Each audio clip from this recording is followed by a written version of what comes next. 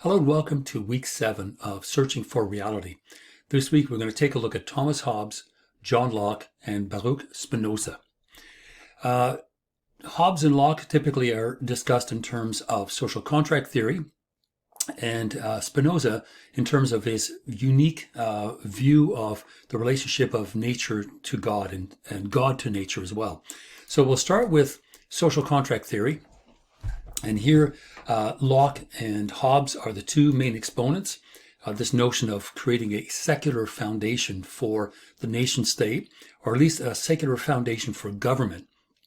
And social contract theorists are really known for trying to move away from a sort of church-based or theologically based nation state, but instead a secular one, where human behavior will be paramount, and the behavior of individuals relative to social and political institutions that will be derived from this social contract.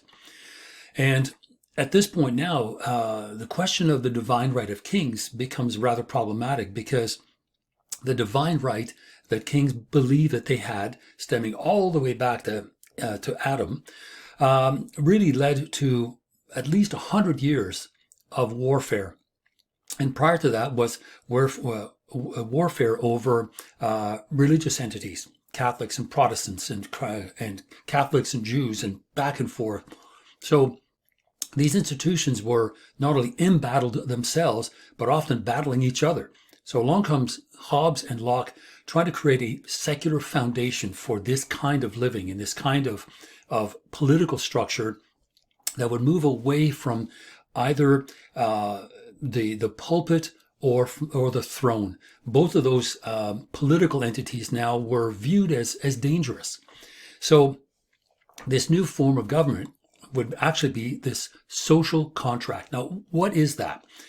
Okay, in a nutshell, to believe in the social contract, we agree to be governed by someone else. We give up enough of our own individual rights over to a sovereign power, to a third party. And that third party will intervene in issues where what is now considered criminal behavior actually may happen. Prior to that, it was war of all against all. So if you were trying to protect yourself, your family, your stuff, it became increasingly difficult and dangerous because it was a lawless land. So the state of nature, this hypothetical pre-social existence, was very, very dangerous.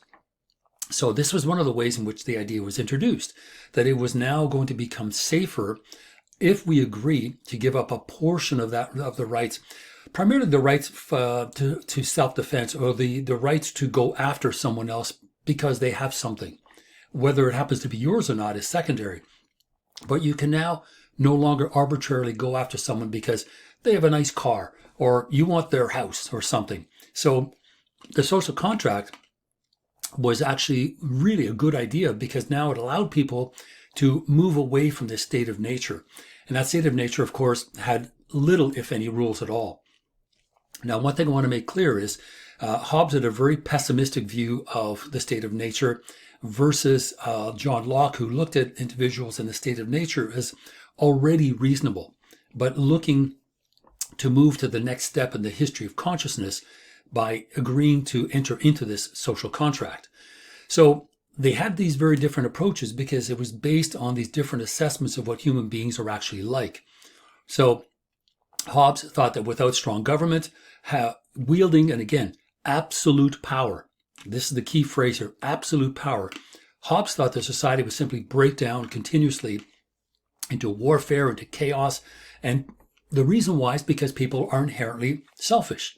So Hobbes, as a kind of quasi-psychologist, was looking at human behavior from the viewpoint of selfishness and self-interestedness.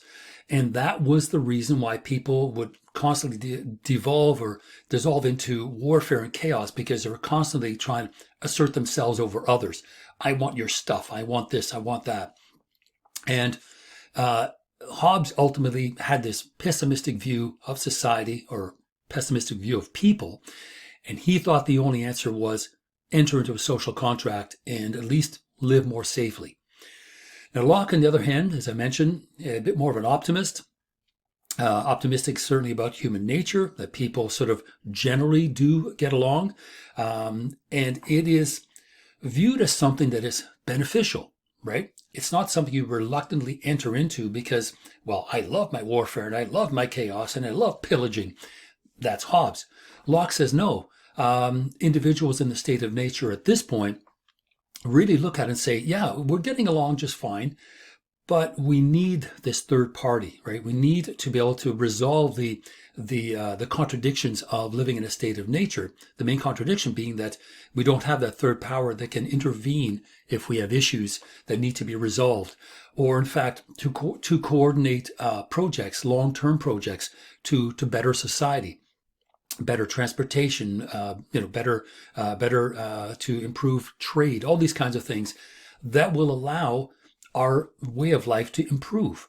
So if we can form a government that is secular, that is beneficial to all through the social contract, then it will in fact benefit everyone that enters into it. Now, unlike Hobbes, who believes in absolute power, Hobbes believes that those governments have to have a limited amount of power, and it has to be under democratic control. In other words, we reserve the right to throw out a government that we disagree with, and we do it through voting. Now, it can occasionally happen that revolutions will occur and will either start in a brand new path, or the revolution may bring us back 100 years. Depending on the nature of it, Locke still thinks that individuals reserve the right to oust or get rid of a government that they believe is not beneficial to them. This is a very important distinction between Hobbes, the absolutist, and Locke, the sort of more democratically minded individual. So Hobbes's main book is The Leviathan, written in 1651. Locke's main text for our purposes is Two Treatises of Government, and it was written 1689 or published in 1689. In fact, written over a long period of time and kept in John Locke's drawer in his office, because he actually was reluctant to publish this until the very tail end of his life, after he had retired from being a doctor, because he knew that some of the ideas contained in Two Treatises of Government were radical for their time. This is what I mean to talk about individuals like Locke and Hobbes as radical. At that time, they were. So let's delve a little bit further into this and see what made them so different from their era. Now, both John Locke and Thomas Hobbes were empiricists, right? So they were looking at the world and studying it and understanding it through their senses. And they both made claims about this state of nature that they wished to defend in their political philosophy, and use that state of nature as a sort of a precursor to the social contract, the notion that a state of nature in a kind of hypothetical way actually existed. Now, again, I want to be clear, it is a hypothesis, and really what it does for both thinkers is it presents a what-if scenario, right? What if the world had no laws, no morality, no sort of responsibility? It'd be terrifying, right? Wouldn't it? And so the state of nature is a kind of what if hypothesis. You'd have to go back many thousands of years to find something that is remotely close to it, because even from the very beginning, just the notion of a family was not chaotic. There was the father figure, and the father figure in the family would then be living in a community with other father figures, and that community might interact with another community. And so the state of nature of sort of war of all against all, there is some degree of belief and veracity to this statement, but the kind of, marauding and skirmishes and so on between communities and between villages, it did happen. So let's be clear, though, within those communities, within those villages, was some kind of rudimentary structure. Ask any anthropologist, and they will tell you, however pre-literate that a community may be, it still has some kind of structure. So keep that in mind. The state of nature is a kind of hypothesis, a sort of what if. But it is necessary to present the idea of a social contract to individuals to say, well, what if things were like this? Well, instead, they can be like that, right? They can be much better. We can enter into a social contract, and we can think about the fact that things would be so much better. We would have that third party that would protect us. We would be able to keep people at bay in terms of their now considered criminal behavior. Before that, it was like, it's nothing I can do. I've got to protect my family and my stuff. Now, notice I keep saying stuff, right? When it comes to Locke and Hobbes, all we have in a state of nature is stuff. But once we enter into a contract and we purchase something, for example, now it is property. So we're not protecting our property in a state of nature, just our stuff. And that's why it's up for grabs. But once you can come up with a legal system that protects property, especially private property, then you have a better chance of being able to hold on to that which you have. And that's another reason why the state of contract, the social contract is very beneficial.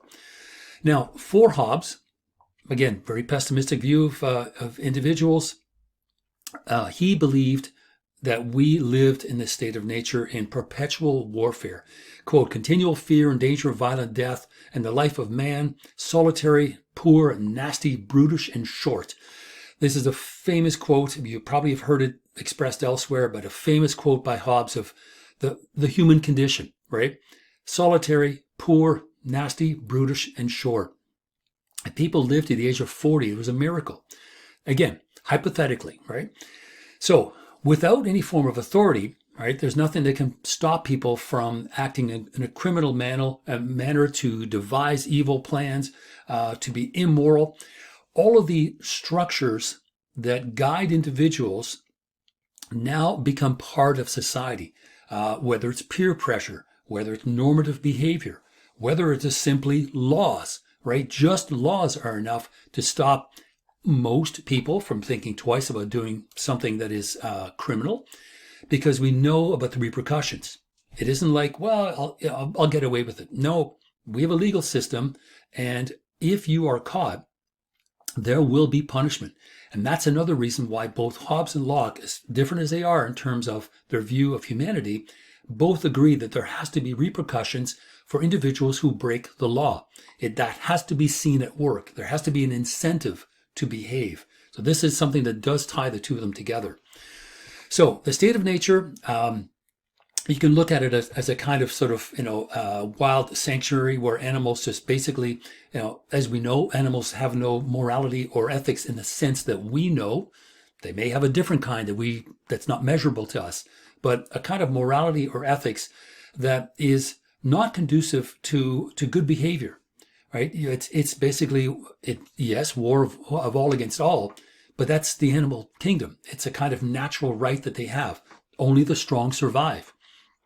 And so if we look at the state of nature as being in a similar way, yes, only the strong survive. But you could be a strong man, but if you're surrounded by 10 other people, maybe not so strong, right? So this is not the kind of world that we want to live in. We want to make sure that whatever strengths we may have, we can solidify them and entrench them in a legal system for protection. So for Hobbes, human beings that live in a state of nature are no better or worse than animals. And the reason that we are like animals is because it is a state of war of all against all. But what makes us different from animals, though, is that we are also rational creatures, and we're able to use our reason. Now, again, this is something that ties Hobbes and Locke together. Both individuals believe that we have reason, and this is how Hobbes is able to essentially sell the idea to those that live in a state of nature who are otherwise self-interested and, and awful and cruel and evil and so on. Both Hobbes and Locke believe that individuals are still rational. And so it is our ability to reason, right? That inner light that allows us to look at a social contract and say, yes, this is a very good idea.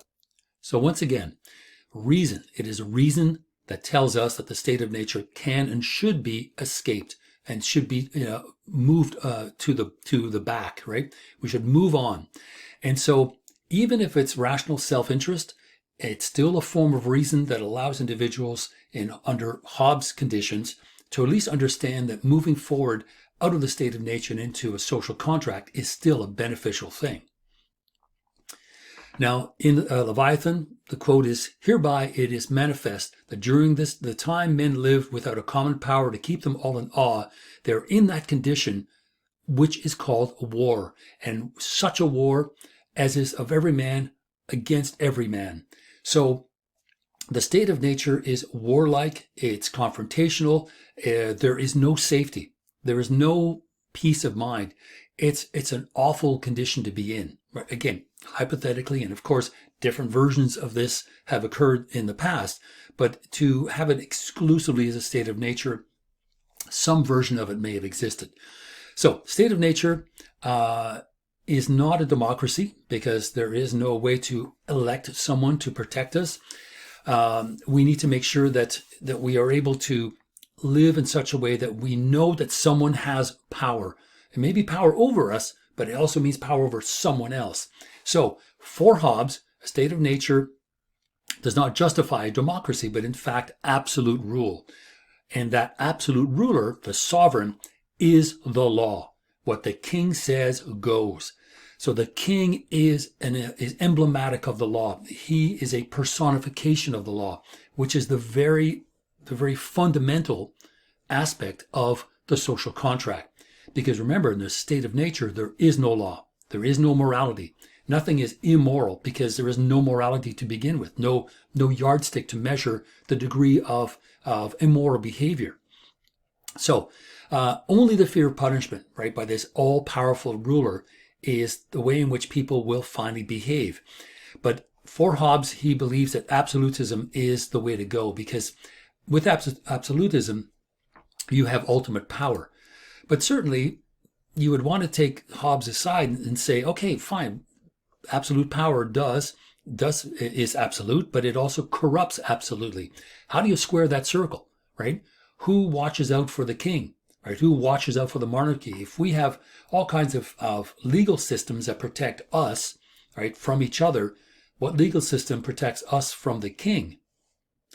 Hobbes doesn't sort of address that in Leviathan, but he is an absolutist for sure when it comes to the monarchy. So, Hobbes, again, in this case, is simply saying that, look, his idea is moving kind of from a material point of view. The notion that nature, right, has no morals or gods, or God in this case. Morality doesn't really exist in a state of nature. He's looking at nature as an empiricist, right, as a materialist, and saying that, no, there is no morality in nature. Look at how animals behave. We're no better. So we need to enshrine and instill morality and ethics into individuals through the social contract backed up by laws enforced by the king. Essentially, that's what he's saying. But he says, at least in the state of nature, there is no morality and no God.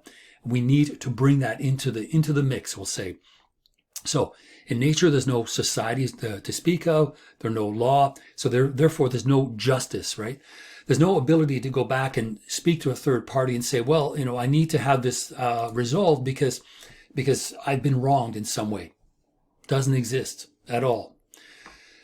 So given the way that Hobbes looks at humanity, it is rather pessimistic. But there's still something about Hobbes as a kind of proto-psychologist, which is remarkable, especially for the 1600s.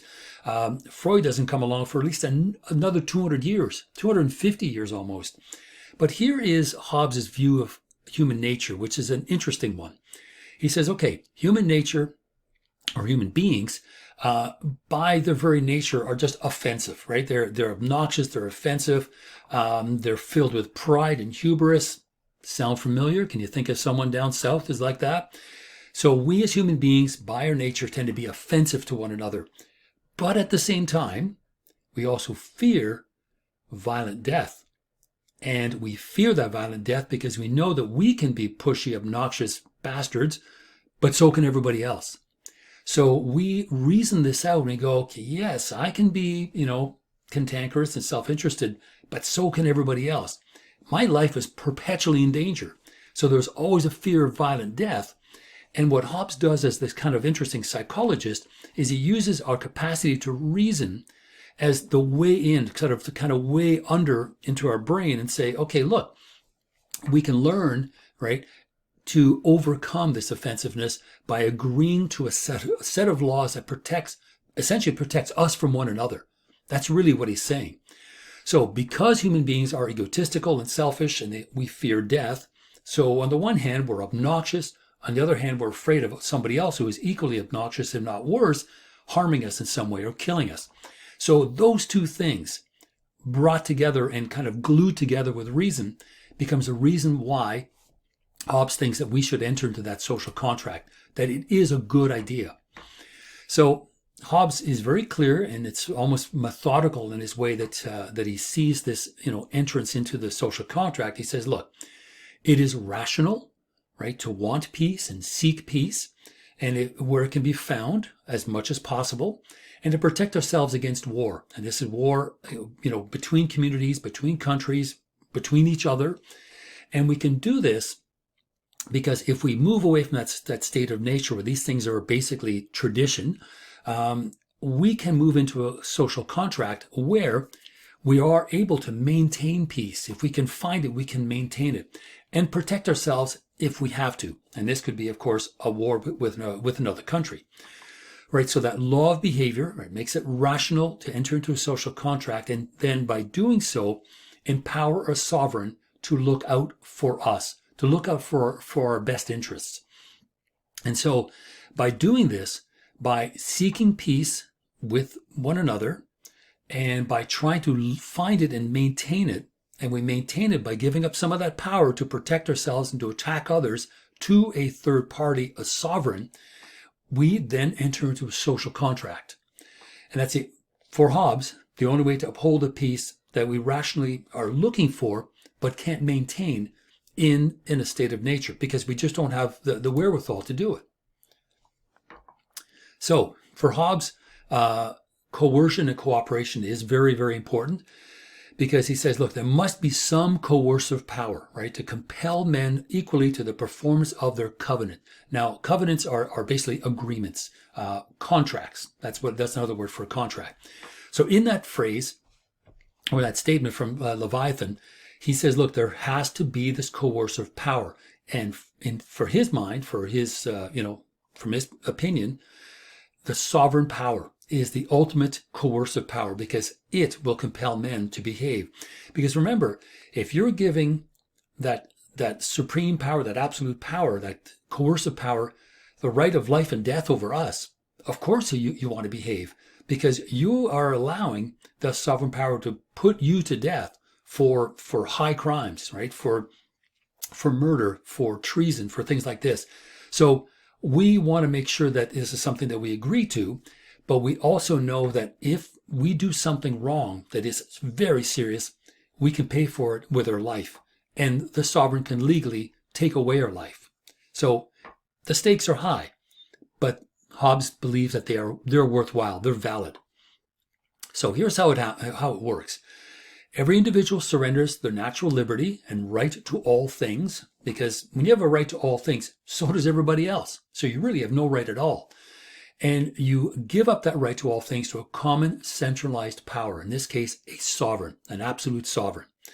Now, the sovereign has a monopoly over the legitimate, not the illegitimate, but the legitimate use of force to maintain their power and also to maintain law and order.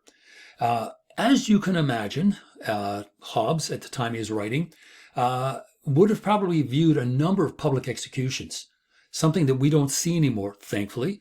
But at that time, the sovereign allowed individuals, criminals, of course, criminals to be executed in public as a reminder that they're the ones with the legitimate use of power. Anyone else do it, that's murder. The king puts someone to death, that is retribution, right? That is the way the system has to work. And so the sovereign is then in turn able to define what is legal and what is moral. And of course, ownership of property, protection of life and so on, all these things that make up living in a society infinitely better than living in the wilds, we'll say. So for Hobbes, anything anything was preferable to the state of perpetual war that he found in the state of nature. And that state of war arose because of an absence of authority, specifically a legal authority, certainly political, but a legal authority that was the way in which individuals would otherwise maybe think twice about declaring war on each other. So once again, the option for Hobbes was an absolute sovereign, right? And that absolute sovereign stood above and was in charge of the social contract. But remember, for Hobbes, that absolute sovereign could not be overthrown through revolt or anything else. Remember, Thomas Hobbes lived through the English Civil War that was based primarily on religious skirmishes and political issues. And I couldn't imagine what it'd be like to live through a civil war, let alone any kind of a war. So once the war was over, Hobbes thought it was imperative to come up with a new system that would at least minimize, if not reduce altogether, the likelihood of another war based on this kind of premise, a religious war or a war of kingship of some sort. And so by having an absolute sovereign whose power is unlimited, who cannot be overthrown, the likelihood that there would be at least less civil war, or at least less thought of revolt, because if you were caught, you would be put to death, right? So because that's what you forfeit if you try to go against this absolute sovereign. You eventually lose your life. So the stakes are high, to say the least. So that is basically Thomas Hobbes. Now I want to turn our attention to John Locke, also a very influential British philosopher, for two reasons. A very important empiricist, an individual that was looking at the world through the senses, and rather than being sort of a biologist, he was a physician, so very much concerned with the material world, with matter, with the body, and a very important empiricist, most important since Francis Bacon, who had lived roughly 50 years or almost 100 years prior. And secondly, he also contributed a number of very important ideas in political philosophy. So this is what we're going to look at. We'll look at both, but primarily the political philosophy. Now, Locke's first book, Inquiry Concerning Human Understanding, is a very important and interesting book because it then deals, or it did at that point, deal with metaphysics and science and the construction of ideas, the construction of thought, human understanding. So a huge field, very thick book, 600 plus pages. But here he's dealing with epistemology, with metaphysics, and with science. But really it is about how individuals generate knowledge through the senses, right? That's the difference. And then the second one, Two Treatises of Government, is about governance, political philosophy. And again, that we've been talking about the social contract. And as a matter of fact, the second book, his Two Treatises on Government, basically are the foundation of what is political liberalism as we know it today, and certainly is enshrined in both the American and the French constitutions. Obviously, the two occurred within 10 years of each other, but Locke's work was written and it's kind of set the foundation for what would become probably the two most powerful at that point republics, right? Because the American Constitution is based on a republic, based on the rule of law, which is what a republic is, and the French Constitution, very much exactly the same way. So let's just back up a little bit, and we'll take a look at Locke's theory of his ideas. Now, Locke was an empiricist, right, or materialist, if you wish, and believed that all information, all knowledge that we have about the world comes through our senses. Now, not just that, because Locke wanted to see that, okay, how do we generate knowledge from our senses, right? It is a long process. Now, others after him went back and sort of revised this connection between sense data and knowledge. But here's how it works. Locke believes that we understand the world because of our ability to take in exterior data through our senses, our sight, our eyes, ears, and so on. And what happens is from our senses, he says, we acquire simple ideas. And here, for example, in the slides, the color red, the flavor of sour, the shape of something round. So these are things that could belong to all sorts of things. A car could be red. The wall in this room could be red. An apple could be red. So these are sort of simple ideas. And then from there, we start building up sort of a catalog of information about the world, and we create now complex ideas. And those complex ideas are the way in which we can understand the color red applying to a range of different things, and they don't have to be the same thing. You can talk about a red apple, a red car. Food typically is sour because it's something we ingest. Things can be round. The sun can be round. The plate on my desk could be round.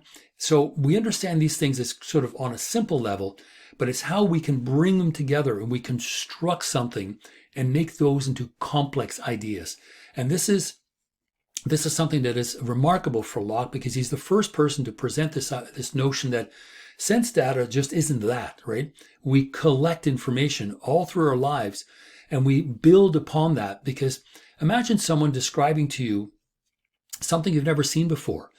And the way in which they describe it, they could use simple ideas. They use simple ideas to present something to you that you cannot see, but you can imagine it in your mind because you know what those simple qualities are, and you now associate them together into a complex idea. And then when you see it for the first time, you recognize it. You know what this is. I've never been to Asia, but I have a pretty good idea what it looks like because I've seen lots of pictures and I've had people describe it to me.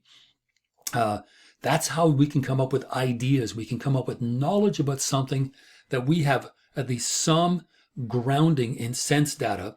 And even if we don't have direct experience, we can create knowledge about it using that sense experience or those simple ideas. So this is Locke's sort of one of the most sort of, at that time, rather advanced views of how we use sense data to create knowledge, right? To devise information.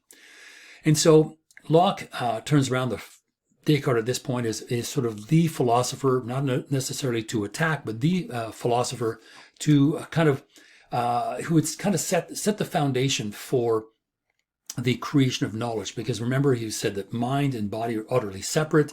Locke is saying, okay, hold on here. Let's back this up a little bit. One of the first things that he says is that the ideas that we reflect on are not innate. In other words, we are not born with them. And Descartes is essentially implying that we can come up with a notion, the notion of a perfect being, such as God, innately. And Locke says, no, those ideas that we have are not innate. They're not inborn. They're all the time, which is something that even Plato had said. They come from our senses. We're not born with a knowledge of the world. That knowledge is accumulated, right? It's cumulative. It's scaffolded over a long period of time so that we get to know and understand reality through our interaction, our experience with it. And so these things are not innate. They come instead from our senses. So we can't sensibly discuss what we have not experienced first. And even if we haven't experienced it, we've experienced enough about the world as it is so that somebody could at least discuss with us something new. Otherwise, new information, new knowledge can never be devised. It's as if, we are born with that knowledge right off the bat and we learn nothing new, or we learn over time. And part of that, the step to the next sort of piece of knowledge that we have is kind of speculating and going from simple to complex ideas and then seeing the thing and experiencing it that way, and sometimes making corrections. So Descartes is claiming that we have innate ideas, and the mind, of course, is primary over the body, and we can have ideas of perfect beings, for example. St. Alcim has said the same thing a few weeks ago, that we can devise, if we can imagine a perfect God, then of course he necessarily exists. So Locke is an empiricist. He is not a rationalist in the sense of Descartes, purely a rationalist, but is in fact an empiricist who believes that we construct our knowledge of the world through sense experience. All our ideas, from simple to complex, are derived from what we have experienced. Now, prior to that, right, he believes that our minds are like what he calls a blank slate, a tabula rasa. And that's essentially what he's saying. It's a blank slate, and upon which we start to write that information. We write our history, right? We write our life experiences. And it's interesting that Locke's ideas about the blank slate and we devise a view of the world from our experiences has kind of come back now when in this postmodern world, we have individuals questioning what we have considered to be what's called the gospel truth. When it comes to history, when it comes to individuals who up until now were either silenced or disenfranchised or disempowered. And in that pushback to be heard, we now hear about different life experiences. And this is kind of a remarkable thing because Locke is the first one to present this notion that we all live our own experience of reality. And really, rather than shouting past each other, maybe our knowledge is situational, right? We come to the table, we discuss, or I'd like people to be able to discuss, and hopefully in the next few months, and things change, we'll be getting back to that. But maybe our collective knowledge is accumulated from all of the individual experiences that people have. I don't want to sound too idealistic, but I think Locke here is presenting something that really is remarkably postmodern in the sense that when we speak to people from different parts of the world or different classes or different ethnic backgrounds, we do see that they have a lived experience that is different from ours. And theirs is not better, it is merely different. Or ours is not better, it is merely different. So the more voices we hear at that table constructing this situated knowledge, I think Locke would be very pleased because I think it proves his idea that, we are blank slates and our life experience will dictate how we see and understand reality. So what's happening here with Locke and his idea of simple to complex ideas is the following, right? When we look at something, again, well, let's stay with the slides. When we look at just an apple, right, we see a variety of things and we decide, okay, what qualities give this apple a kind of appleness, we'll say. Well, it has a certain color. Some apples are green, some apples are red, but we have a sort of a very small palette of colors that we associate with an apple, primarily red. Let's stick with that. Its shape. It's usually round or round-ish, right? It's never perfect. Some have little four corners at the bottom, so you can put them on a shelf. They don't fall over. There's a certain texture. There's a certain taste. Some are sour, some are sweet, some are in between. They have a certain smell and so on. All of that is the appleness of that apple. And together, as a complex idea, we have this thing called an apple. But remember, other things could have the same colors. Other things could have the same shape, the same texture, the same taste, the same smell. So they're not specific to that one thing. Those qualities can be shared across a whole range of objects that we encounter. And we learn through the complexity of an idea that many things share the color red. Many things share the same round shape. Many things still have the same texture. So they're not specific to that one object, but they share together that complex that gives that object appleness, right? The quality of being an apple. So it's kind of a goofy way to say it, but that's essentially what we're implying here. Okay, so now let's kind of get back on track to the social contract here, because we were talking about that originally with Thomas Hobbes. And this is the second sort of main idea that Locke gives us in history, which is political philosophy. And I talked a little bit about some of the differences between Locke and Hobbes. And certainly while Hobbes was an absolutist when it came to the monarchy, Locke was more of what's called a classical liberalist, classical liberalism as we know it. And that's what makes the two treatises of government at that time a rather radical work. Now, why is it radical? For a couple of reasons. And this is only the first two books. There's many of them in it. In the first one, Hobbes argues against the divine right of kings. In other words, against this absolute notion of power. And in book 2, he argues in favor of democratic governments. Now remember, there hasn't been a democratic government since ancient Athens. So Locke goes all the way back to the world of Plato and Aristotle, to the polis, right? The ancient polis. And again, not just ancient Greece, specifically ancient Athens. There was not a democracy in Sparta or Thebes. There was in Athens. So the last time there was a democratically elected government was in ancient Athens. And Locke goes back to this model and argues in favor, right, of a democratic government as the political representation of the social contract between equal individuals, including women, again, something that makes them radical. And as well, not only is it a democratically elected government that can be overthrown through votes, but there's also the notion of the separation of power. And the separation of power, again, is exactly the opposite of absolute power. It's the opposite.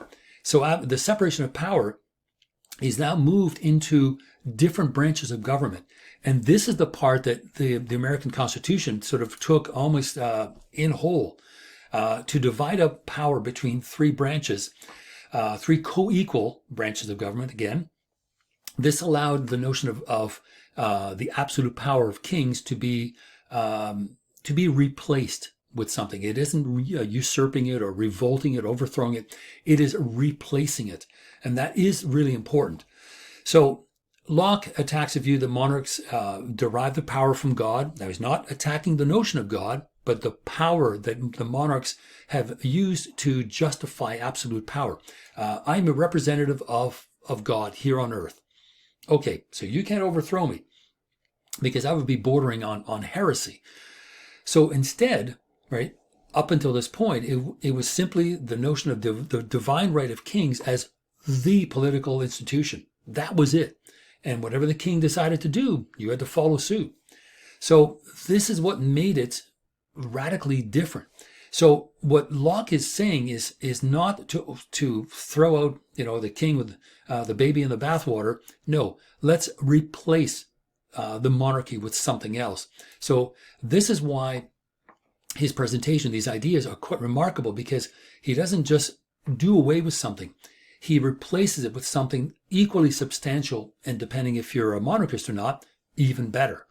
So for Locke, that transition from the state of nature to the social contract, which we've discussed a little bit already, works something like this. Humanity starts in this state of nature. Now, it's not necessarily or exclusively war of all against all. There may be some skirmishes. But what's happening here is this is sort of pre-government, pre-social institutions, pre-political institutions. And these individuals are living somewhat along. They're getting along with each other for the most part. And these individuals realize that for them to progress along, whether it's the history of consciousness or the improvement in political structures, at this point there are none, or legal structures, those individuals need to come together voluntarily and start this social contract. And from the agreement, the covenant between these people, is this third entity is going to be born, which is a sovereign power. Now, in this case, it's not sovereign as in the monarchy. It is still a government, but a democratically elected government, not just the divine right of kings. Oh, it's the same guy as last week. Here we go again. Last week was a state of nature. We're in a social contract. Same clowns in charge. No. Locke says the government that is there by the consent of the people. So that should sound quite new. This is something that we still believe in. We believe that if the government is not respecting us or beneficial to our needs and our interests, we reserve the right to throw them out. Now, we don't overthrow them when we string them up from lampposts. No, we vote them out. And Locke is presenting this to individuals. Remember, this is even before the American Constitution, the French Constitution, democratically elected governments. Locke is simply writing about this. They're not even happening yet. But his ideas set the foundation for this kind of thinking. And he says, look, government occurs when individual action is not sufficient to defend individual rights. We need to defend our rights, but we need to defend them collectively. Right? There's the key idea. These institutions need to be created that stand between ourselves and others, right? Legal institutions, so that everyone, not only me, but you and everybody else, have the same rights. And we are protected under the same rights, because otherwise that social contract begins to erode. Everyone needs to enter into it willingly and by consent, but it applies to everyone. And here's where you have the difference between Hobbes, who says, the king's above the contract, in other words, above the law. That's a terrifying place to be for us. Maybe not the king, but for us, because that means the king can do essentially anything, right? Literally anything. Locke says, no, this is too dangerous. Politically, it's very dangerous. No, we have an elected government that is there by the consent of the people, that can be overthrown if the government does not respect the primary interests of that community. So government occurs when individual action is not sufficient to defend individual rights. So whatever those rights are, the pursuit of happiness and liberty and freedom, we need to have those entrenched in laws. And that's what Locke means when he says that individuals are already rational and realize that, these things are important, because those ideas already exist in the state of nature. We need to move into a social contract in order to protect these rights that we already know exist. So natural rights, and the key word here is natural, right? These natural rights exist prior to society. They exist prior to legal and political institutions. They are the reason why those institutions come into being. So for Locke, those ideas they're already there. They're already part of that state of nature. And we wish to move inexorably on the next step as we move through our history of consciousness and realize that, yes, those natural rights that already exist, we need to protect them. They need to be part of our everyday fabric, that we can rely on them in order to be able to live well and to live freely. So all the laws that we follow are there by common consent. Now, just like the ancient Athenians, we can discuss some of these laws and we can throw some of them out. Very recently in Canada in 2016, the legalization of marijuana finally came through after roughly 40 years of serious discussion, depending on the type of government. If it was right-leaning, it tended to want to throw out the discussion. If it was somewhat left-leaning or centrist, the discussion came back on. But this is what Locke would be talking about. These laws, social laws like normative laws, as well as legal laws, should be there via common consent. We should have a say in the things that matter to us and the laws that we wish to see that protect the things that matter to us. That's really what he's saying. So political power is the exercise of social law for the better preservation and extension of our already there, right? Our natural laws that already existed in that state of nature. So this is something that makes Locke's ideas quite remarkable, because this is how reasonable and rational we already are in that state of nature. Quite unlike Hobbes, yes, we may be rational, but we somehow are still awful to each other and causing wars against each other, and we don't know any better. Locke thinks we do. Locke thinks that we can move out of the state of nature and into a social contract because we see the benefits of it. We see the legal ramifications of a system that protects us and allows us to be able to function. Now, to get back to government, which is still, again, a unique thing about the way in which Locke sees power, political power, he says, okay, look, a government should not be absolute, and instead we need to separate these powers. And here, the legislative, judicial, and executive branches of government is the way in which the American system is built. So you have three equal parts or elements of government that each have their own power, but one cannot overthrow or usurp the power of the other. So it is a rather elegant model, but it is still the separation of powers that up until this point were kept, according to Hobbes, in the hands of one person, in the king. So we want to make sure that the governments that we have are separated out, so we don't have the ability of one branch to overthrow the other or to silence the other. Although in the States right now, you have to really wonder how the legislative and judicial branches are working together to make sure that one of them stays in power. So I digress. But Locke is a person who talks about the separation of power as a novel and unique difference to Hobbes, who talks about absolute power in the hands of one person. So that is one of these important, sort of distinctions between these two thinkers. So one of the issues with Locke is at the time he's writing, colonialism is just beginning. 1492, we allegedly discover America like it had never been there before, but it was.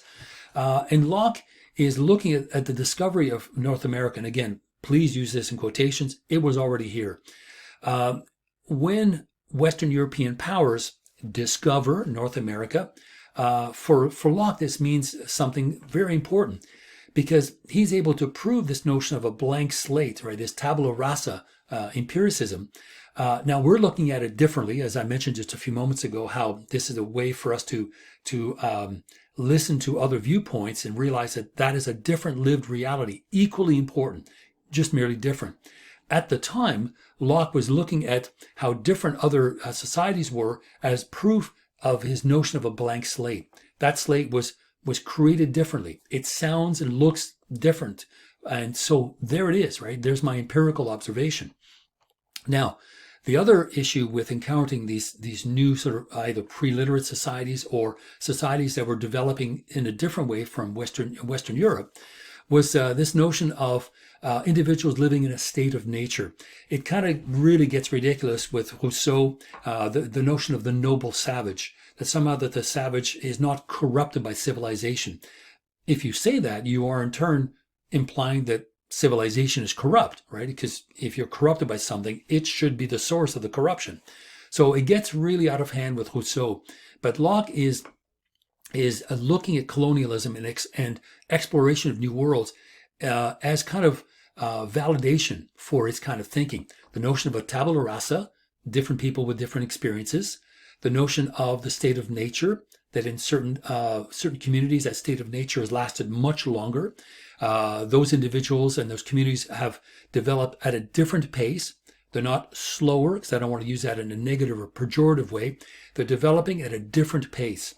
And also, too, was the notion of property, because with English colonialism, you have the ability of these powers to show up and to essentially say, well, I'm here to claim this chunk of land, for the King of England or the King or Queen of France or whoever. It doesn't matter, on behalf of France or Spain. Everybody was doing it. Spain, Portugal, France, all these countries, England, were all exploring these so-called new worlds, or discovering, quote unquote, these new worlds that were always already there.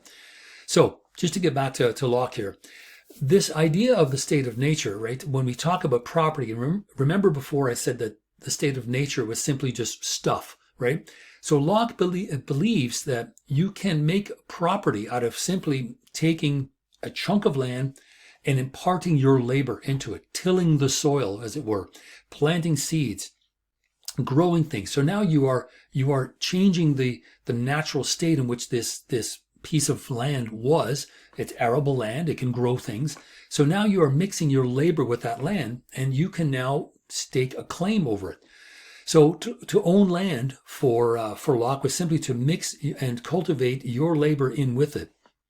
So you can imagine taking an idea like that and exploring this so-called new worlds and claiming that land for yourself, because you're going to now turn around and cultivate it and build cities and cultivate not only the soil but the community and the individuals themselves. This is where Locke's idea of property is there's a kind of a, not an evil, but a sort of an underhanded, pernicious sort of idea behind it, that if that's the case, if property is simply you grasping it and tilling the soil and taking it, making it your own by putting your labor into it, then you could essentially take over anything. Anything that's not already property of someone else is technically yours, or can potentially be yours. At no point has anyone ever asked the individuals, the indigenous population that was living in these so-called new worlds, if they're okay with that. Of course they weren't, but they had little choice in the matter. So Locke and on property, or Locke's ideas of a property, depending on how you take them, can be downright evil. They are. If you take them right to the very end and say, well, he's justifying colonialism. That's essentially what he's saying. Or he's justifying private property. Because if property is simply what you take and you now mix your labor in with it, it's now yours.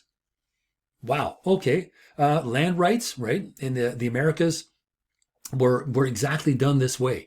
And Locke's ideas were very influential to individuals who were explorers, right, discoverers of new lands. Again, lands were always already there. So land rights in the Americas, colonialism, it really used Locke's ideas in order to justify what they were doing. So we need to keep that in mind. Now, the last part of these slides in this module is Spinoza, Baruch Spinoza's monism. So it has nothing to do with political structures or the state of nature, but this is a philosopher that was living sort of pretty close to the same time, certainly in the 1600s. And Spinoza is an individual who came up with this remarkable view of God that does require some unpacking, because in the slides, if you had a look at them originally, we were discussing pantheism, right? And pantheism is this notion of God is in the world, right? And in animals, and inanimate objects, and trees and flowers and so on. But with Spinoza, you have something else called panentheism. Now, in panentheism, we have this unique idea, and if you break down the word, because I looked it up in the dictionary so I could be clear in my explanation. Okay, so panentheism, let's break it down with the first prefix, pan, which means all or every, including or relating to all members or parts. So we have all of something, and it followed by n, to put in or put on, to go on or to go in. So we are taking everything and putting it in to a theistic being.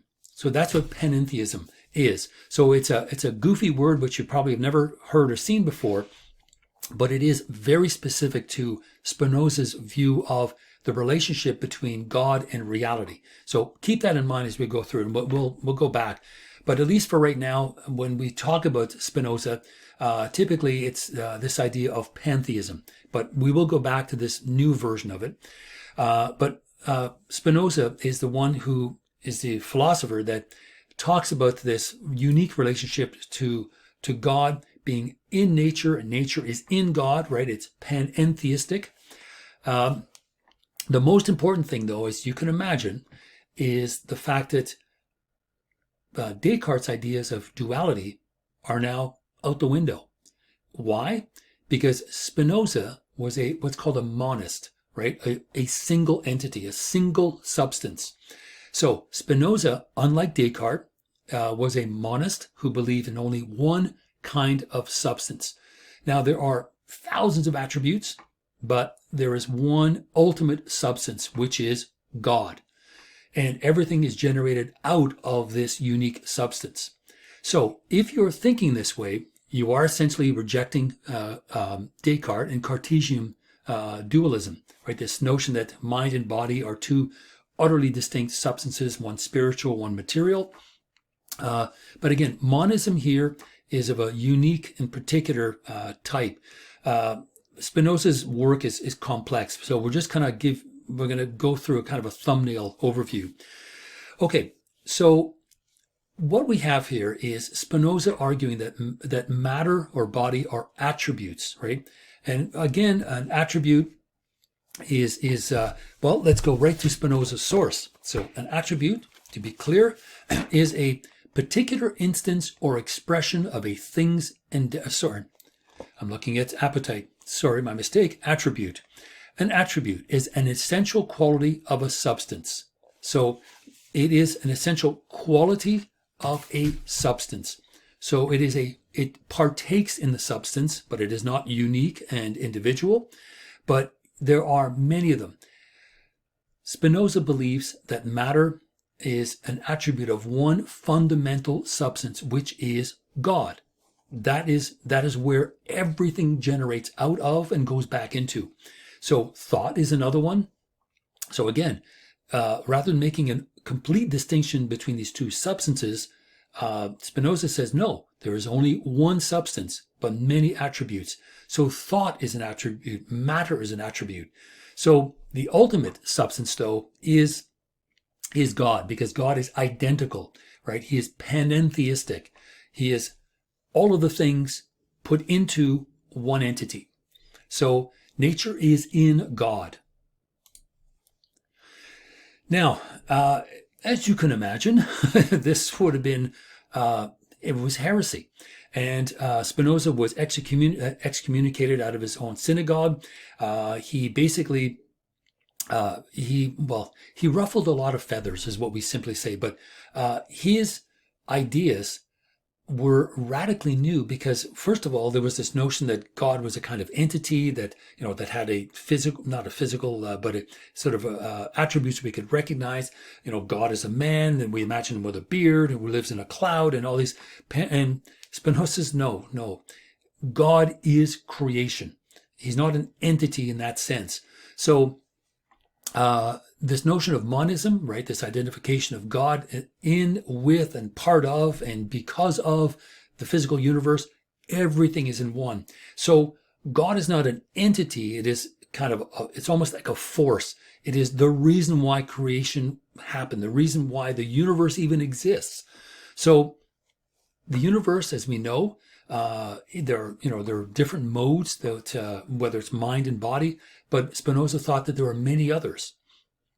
And again, this notion of pantheism, right, where you identify God with nature, that God exists in animals and trees and plants and so on, that was considered a kind of atheism. Now, developing nations, right, who have a different belief system, or a belief system that looks different, many of these societies were pantheistic. So there was a kind of derogatory sort of or pejorative view of pantheism as somehow primitive, somehow not as developed as Western Europe or as monotheism. So that's one of these things with pantheism, is the identification with sort of pre-literate cultures. Even though it identifies God with nature, it was still looked at as a kind of atheism, right? This notion of an impersonal God. What individuals wanted was a theistic God that could be talked to and supplicated with prayer, with sacrifices. So an impersonal God that doesn't even know that we exist. Does that sound familiar? Epicurus, right? Gods exist, but they don't care about you. They're busy doing other things. There's a little bit of that in there. Not to say that Spinoza is an Epicurean, but the notion is similar in the sense that we have this impersonal God. And of course, the notion of impersonal really rubs a lot of people up the wrong way, because up until then, individuals have thought that they can pray to a God to kind of get what they need, right? Spinoza says, no, it's not like that. God is not like that. He is impersonal. He doesn't necessarily stand outside of nature like a deist might believe, because, again, as much as Spinoza is considered a deist, his view is, again, utterly unique. So he's a deist in the sense that it is an impersonal God, but deists also believe that God stands outside of the creation that he has created, or it has created. Spinoza says, no, it may be a deist or a deist entity, but it is everything.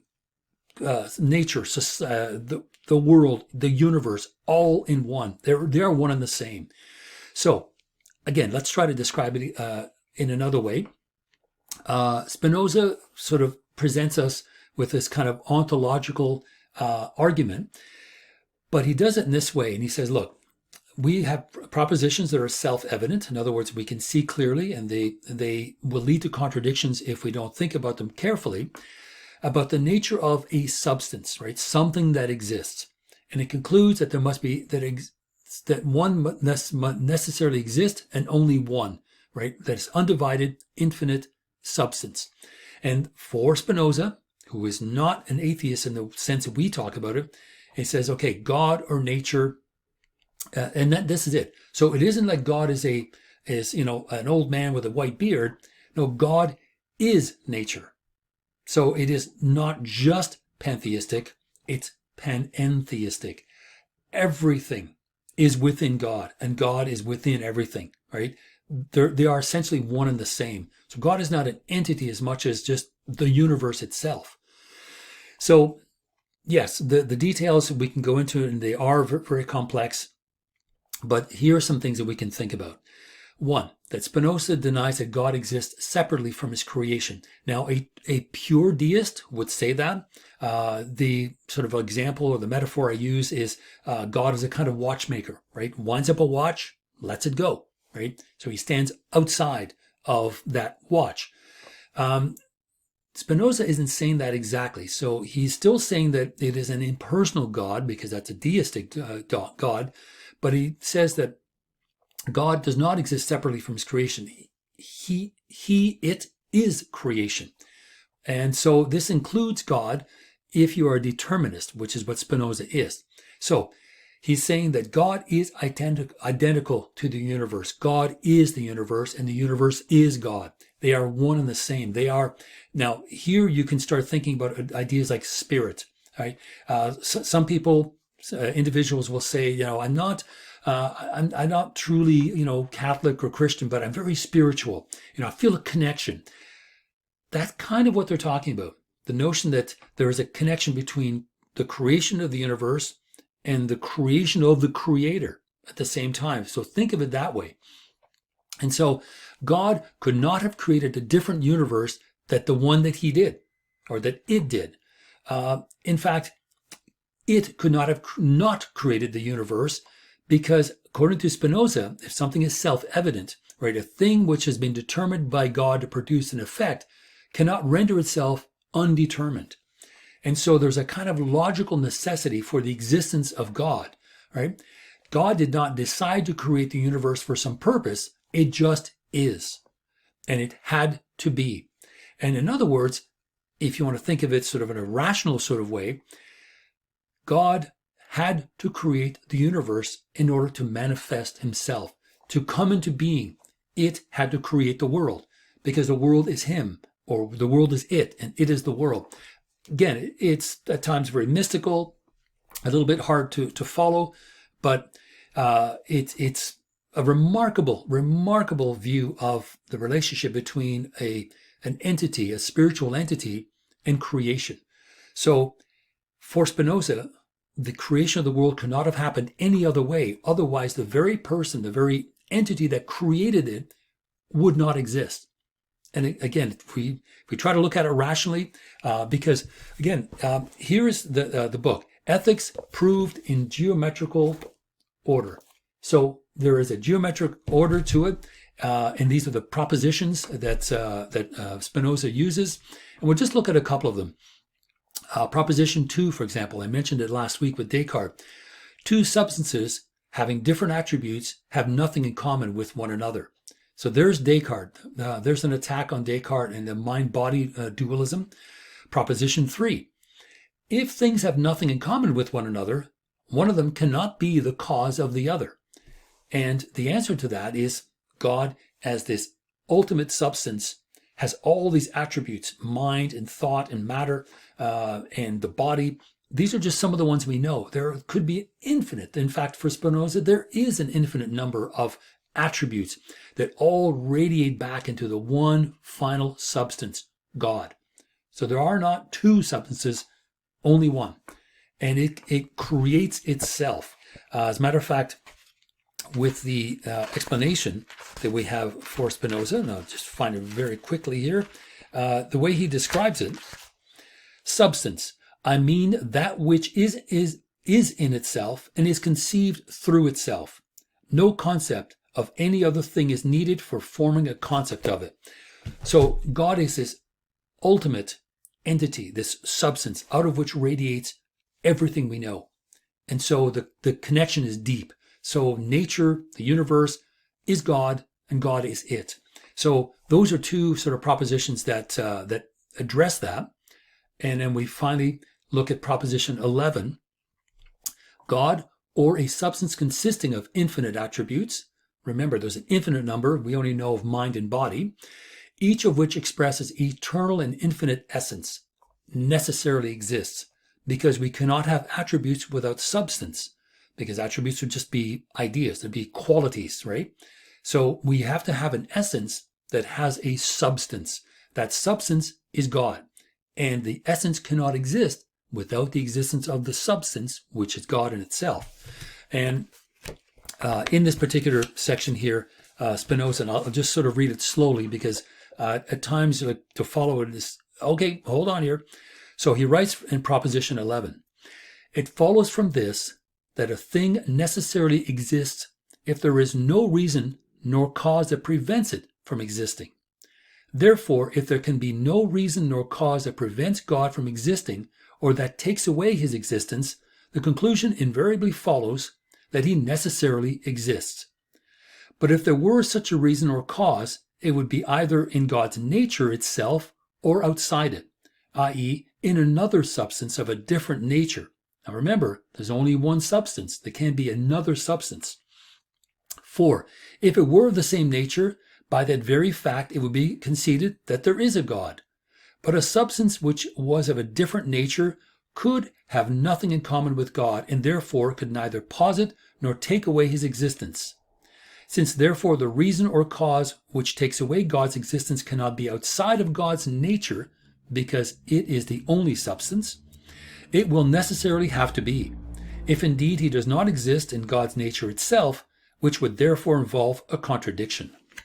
So, reading it very, very carefully, the notion of God necessarily existing, the way that St. Alstom discussed with us a couple of weeks ago, that God necessarily exists, Spinoza does a similar thing, a similar ontological argument, but he goes much further, and it's almost more elegant. He says that God had to come into being to create the world that we know, because without that world that we know, we would not know of the existence of God. The two are so intimately connected that one must exist because of the other. And so it is an interactive model where the universe and nature and God are one. They're one in each other, and one has to necessarily exist. Otherwise, you would say that the nature doesn't exist. The universe doesn't exist. So for searching for reality, it'd be a blank slate. There would be nothing there. So again, these are difficult ideas. If your head's spinning a little bit, it's probably because of my explanation more so than it is of Spinoza. But Spinoza's ideas are remarkable because they present the relationship of God and nature in such a unique way. So Spinoza concludes, whatever is in God. Remember that panentheistic idea? Is in God, and nothing can be conceived without God. The world cannot exist without God because it is the reason, it is the bringing into, or the coming into being of the universe, without God, there would be no universe either. There would be nothing. Again, very radical because it identifies matter with God and precludes the idea of a personal God. And personal God is, again, the old man with a beard living on a cloud who listens to our prayers and our supplications and says, okay, I'm going to do something about it. No, it's an impersonal force. So it's not even it doesn't even have human characteristics. And Spinoza here is going back to an idea presented by the pre-Socratics, right? That the only way for us to understand gods is to give them human features. And Anaxagoras, I believe, is the one who says, if horses had gods, guess what they would look like? Like horses. So we personify, we anthropomorphize gods to look like us. And Spinoza says, no, it's a force. It is a spiritual force that brings nature and reality as well, and the universe into being because it has to. God has to do it because without it, God will not exist. That's really kind of the weird way to look at it.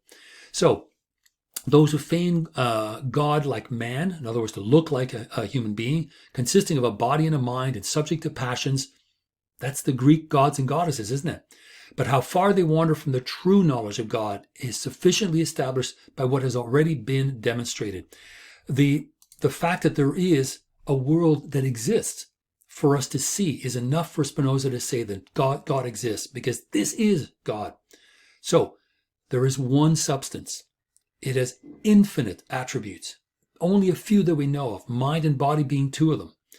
And so that attribute, that essential quality of a substance, an attribute needs to exist. Otherwise, it needs a substance to exist. Otherwise, the attribute means nothing, right? What is that essence? What is that essential quality? So it's always of a substance, and which we experience as the abstract categories of either extension, right, which is kind of using Descartes' language, extension, which would be the body, extension into space, or thought, which is extension in the mind. And so Descartes thought that these two things were utterly separate. And Spinoza says, no, they are merely attributes of one entity, one infinite force. Now, what makes Spinoza's ideas somewhat mystical too is this idea that we are continuous with nature. There is no break between mind or body, or between my mind and body and yours. And so each one of us is an individual manifestation or an attribute of that ultimate substance. So we all partake in this, in the creation of life. And that creation of life is the result of this entity, this utterly unique single substance called God. And the separation, right, is not the way that Descartes saw it. We partake in this one substance as individual attributes. So ultimately, here's what we're left with. God is the sum of the natural and physical laws of the universe, and certainly not an individual entity or creator, right? It's at this point, right, mind blown. And this is what Spinoza is talking about, this sort of ancient view of God as this old man sitting in a cloud, or what the ancient Athenians were being criticized for by Anaxagoras, saying, what is it with, the gods have to look a certain way? No, Spinoza says these are the physical laws of the universe. Remember those natural laws we talked about last week? Here they are, the ones that Isaac Newton believed in and yet still believed in God. Spinoza goes further. He says it isn't God and laws. God is the natural physical laws. God is, again, a spiritual force that binds together the universe, binds together reality, binds together nature. So it is the sum of natural and physical laws of the universe, but not an individual creator. So imagine if God were like a kind of Big Bang theory, and just go with me on this, and as he explodes and atomizes into the world, all parts of him, and I keep saying him because of by tradition, I suppose, but all parts of it explode infinitely away, right? Extending, but it's still the same substance, right? Still the same substance as it radiates through the world. So again, this is trippy stuff. I admit it. But again, for Spinoza, God is the only substance of the universe, and everything is a part of God. Whatever is in God, and nothing can be conceived without God. That is really ultimately the last most important idea. So the kind of pantheism that we talk about here in the slides, the term was pantheism, but I wish to stress panentheism because this is specific to Spinoza. But this conception of God, right, that was still consistent logically, right, because it's geometrical order is what Spinoza is trying to do. And this idea that it's not too material, because we're still talking about the material world, the universe and nature, and not too supernatural. It isn't relying strictly on metaphysical ideas.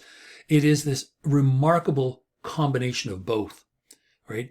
It is the metaphysical world exploding and becoming creation, and that explosion is creation, and it creates the universe and nature. Yes, difficult to grasp at times, but just sort of read through it slowly, and ultimately don't think of God as this human entity that you can speak to. Think of it as a spiritual force that not only creates the universe, but had to necessarily create it so that it could come into being, so it could be expressed through those natural laws.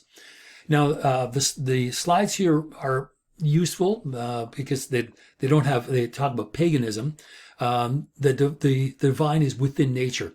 The divine, again, for pantheism, the divine contains nature, right? This is sort of enveloping it, as opposed to the divine is within nature, so that we can have sacrificial gods and so on, sort of natural entities. That's ancient Greece for the most part. That's kind of the way they looked at the world. And then we have theism. The divine is beyond nature, right? It's still sort of a theistic God, because we talk about monotheism. But the idea of beyond nature, it's not, a theistic God is not so far beyond that we cannot communicate with it. That's the difference between theism and deism. Spinoza was a deist who believed maybe not in a God that stood outside of nature, because remember, we've just spent 10 minutes saying it is nature, but it is an impersonal God. It's not even a God in the traditional sense. It is a force. It is physical and natural laws together. We give it a name, and those natural laws we call God, or Spinoza calls God. Okay, so that's essentially it.